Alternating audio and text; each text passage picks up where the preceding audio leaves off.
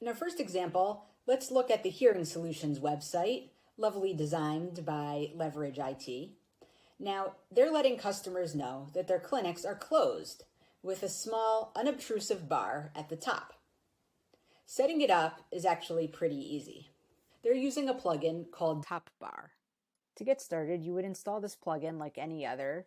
You'd go to Add Plugins, search for the Top Bar plugin, install it, and then activate. In order to reach the settings for this plugin, you just go over to the left in the dashboard and find the area where it says Top Bar. Change the status to active, choose the position, enter in your message, add a button if you wish, and change the background color here.